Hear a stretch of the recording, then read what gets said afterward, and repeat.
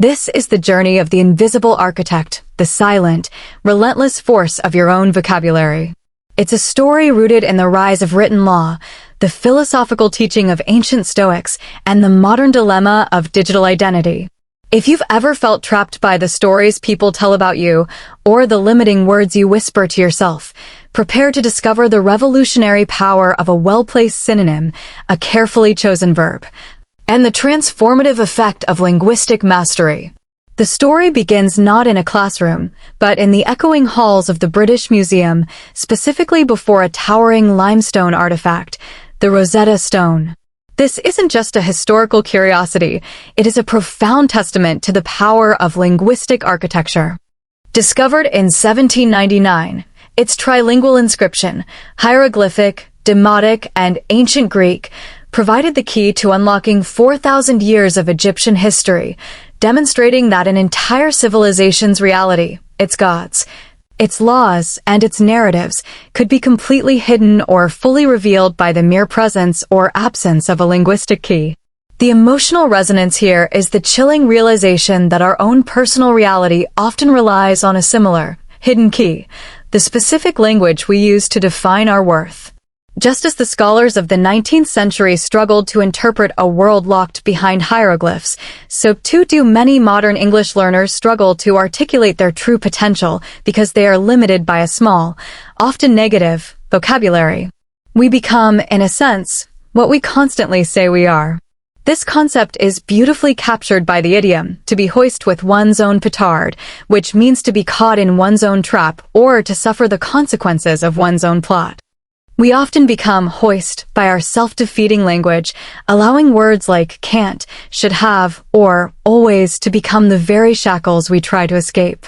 Consider the true historical weight of language. During the period of the Magna Carta in 1215, the precise wording used, the distinction between free man and villain, was literally the difference between liberty and servitude. The document's Latin and, later, Norman French established a legal reality that trickled down through centuries, forming the bedrock of English common law. This historical example is an absolute mirror to our internal dialogue. The words we use to define our failures, our competencies, and our dreams are not just feelings, they are legal declarations to our own minds. They establish the personal Magna Carta that dictates our freedom or constraint. An advanced term here is epistemology, pronounced ihpistemology, which is the theory of knowledge, especially with regard to its methods, validity, and scope, and the distinction between justified belief and opinion. In our personal journey, our vocabulary shapes our entire epistemology. It defines what we believe is possible to know and achieve. If your language is limited to doubt, your knowledge of your own potential will be equally constrained. The character moment involves realizing the specific, self-inflicted damage. A high-achieving student, let's call her Alara, consistently downplays her success, always saying, "I just got lucky," or "it was a fluke." Her peers see a rising star, she sees an imposter, and her language, simple, dismissive words, reinforces this false narrative.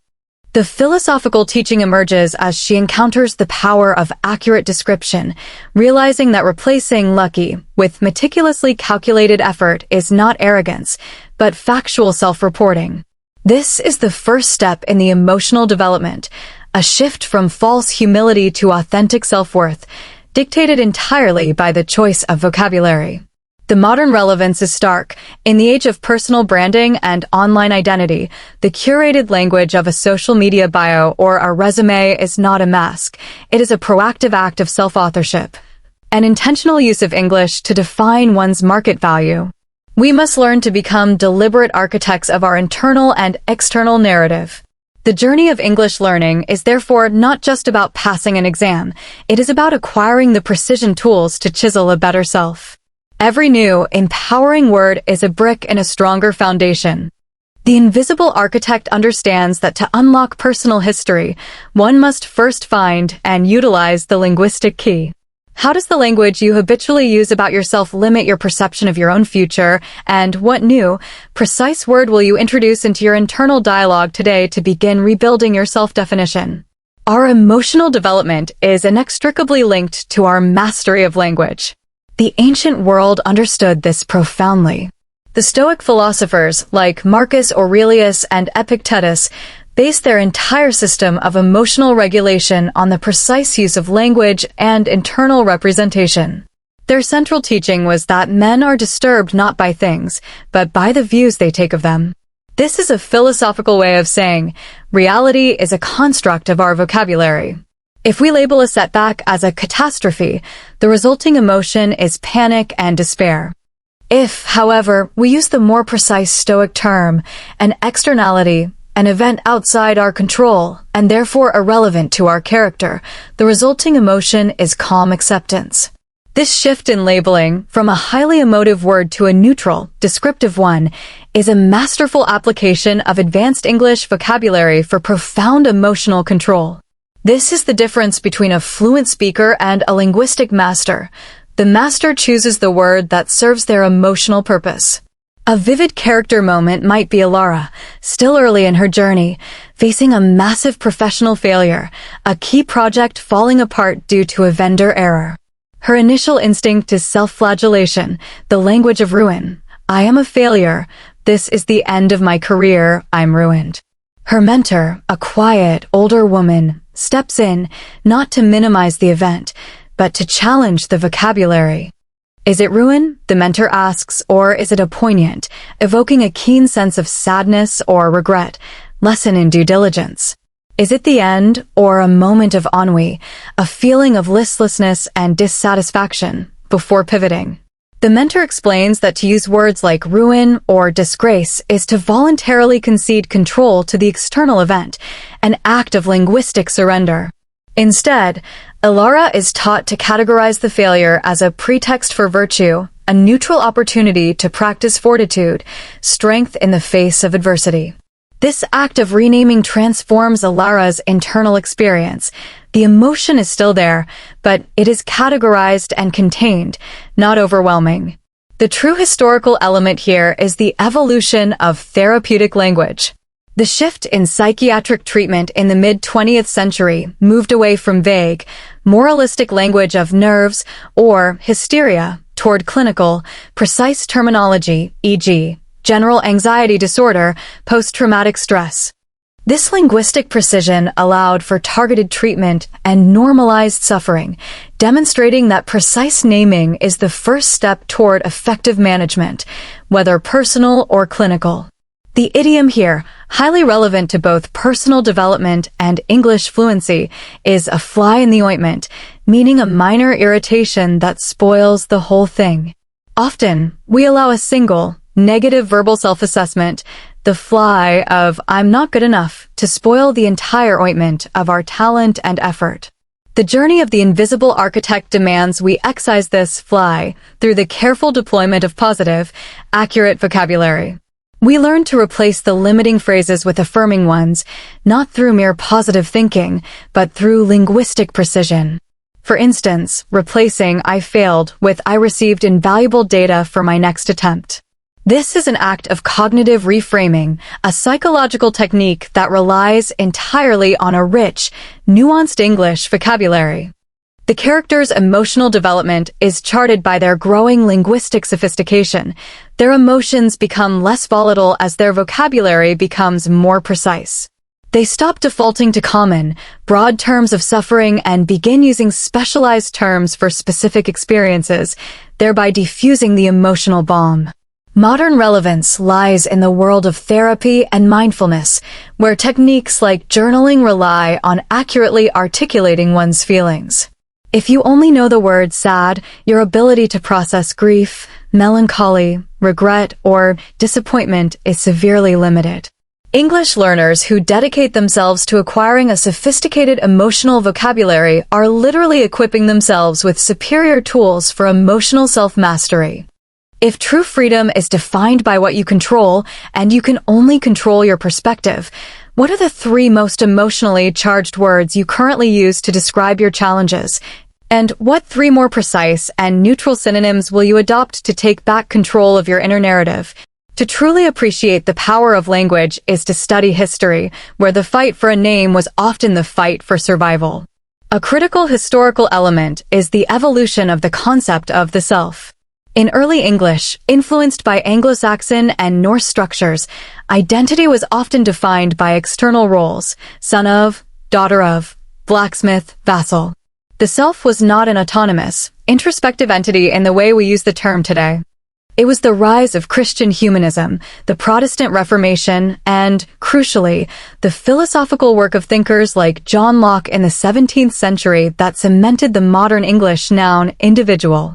Locke's concept of the tabula rasa, the idea that the mind is a blank slate shaped by experience, shifted the focus onto the inner life and personal consciousness.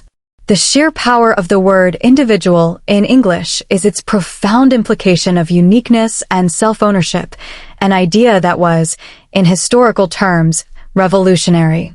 Before this linguistic shift, to be an individual was often seen as an act of rebellion against the collective.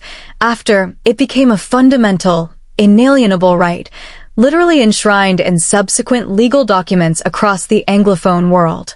This philosophical teaching demonstrates that language doesn't just describe reality, it creates the mental frameworks through which we experience reality. The invisible architect must appreciate this historical weight. Every time you use the pronoun I, you are drawing upon a centuries-long evolution of personal autonomy. A vivid character moment involves Alara, who came from a strong cultural background where the collective pronoun, we, always superseded I. She struggles with the concept of using I in assertive, independent sentences during a business meeting. When asked for her opinion, she defaults to phrases like, "It seems to be the consensus," or "one generally finds," even when expressing a personal, innovative idea. Her linguistic struggle is a direct reflection of a historical and cultural one. Her breakthrough comes when she studies the etymology of tabula rasa, Latin for scraped tablet, and realizes she must own her experiences. The simple, revolutionary act of saying, "I propose this strategy because I have validated the data," is a declaration of personal sovereignty, a linguistic act that taps into the philosophical wellspring of the Enlightenment. The advanced vocabulary term relevant here is heuristic, pronounced heuristic, which means a simple, efficient rule or method for problem-solving or decision-making, often involving shortcuts. Our personal vocabulary acts as a heuristic. If we use lazy, broad, or negative language to describe ourselves, our brain takes the shortcut, reinforcing that limited identity. The invisible architect deliberately chooses complex, precise, and empowering vocabulary to force the brain onto a better, more accurate path.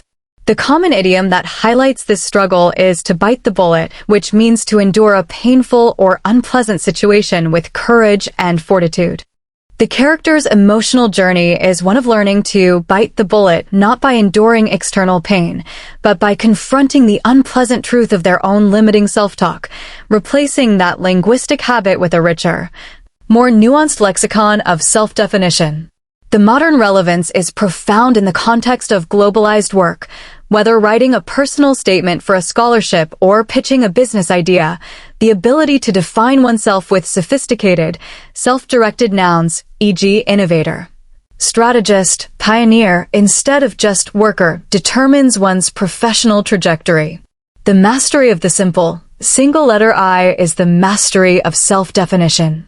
Given the historical struggle to establish the concept of the self, what is the single most powerful noun you can use to define your current professional or personal identity, and how does that word force you to aspire to a higher standard? The journey of the invisible architect culminates in the mastery of syntax, the arrangement of words and phrases to create well-formed sentences, which is, philosophically, the mastery of strategy. History teaches us that the power of a document often lies not just in its words, but in their arrangement. Consider the opening lines of the U.S. Declaration of Independence, when in the course of human events, it becomes necessary for one people to dissolve the political bands. The initial subordinate clause, when in the course of human events, immediately sets a tone of gravitas and inevitability. It frames the revolution not as a rash outburst, but as a reasoned, almost scientific necessity. This complex, measured syntax is an act of strategic rhetorical genius. The colonists used advanced English structure to lend authority and moral justification to their radical actions. For the invisible architect, this is a lesson that translates directly to personal success. The difference between a successful pitch, a persuasive argument, or a compelling personal narrative is often the sophistication of its syntax. The inability to construct complex, flowing, and logical sentences is not just a language error, it is a strategic impediment that prevents complex ideas from being fully expressed and received. A great character moment features Alara, tasked with writing a critical proposal to salvage the project that previously failed. She initially struggles, writing with fragmented, simple syntax that sounds hesitant and scattered. The error happened. The vendor was bad. We fixed the issue. We need a new budget. The simple syntax makes the narrative sound like a sequence of problems, lacking the persuasive quality of compound complex sentences that allow for nuanced argument and the setting of context. Her mentor challenges her to integrate the facts using logical connectors. The final draft demonstrates a mastery of English rhetoric, notwithstanding, in spite of, the initial technical errors caused by the third-party vendor. The team's meticulous adherence to the revised contingency protocol consequently delivered a 30% increase in baseline efficiency, thereby justifying the expanded investment and demonstrating a superior capacity for risk mitigation. The dense, complex structure demonstrates not confusion, but intellectual mastery, a key philosophical teaching derived from the Stoic concept of prudence, or practical wisdom. The idiom that encapsulates this realization is to see the forest for the trees, meaning to grasp the overall situation rather than becoming lost in minor details. Simple syntax often traps us in the trees of individual, isolated facts. Sophisticated syntax allows us to build the logical connections that reveal the entire forest, the overarching strategy or narrative. The advanced vocabulary term relevant here is pedantic, pronounced pudantic, which means excessively concerned with minor details and rules or displaying academic learning. The invisible architect strives for precision, not pedantry. Their goal is clarity and persuasiveness, not merely the exhibition of difficult words.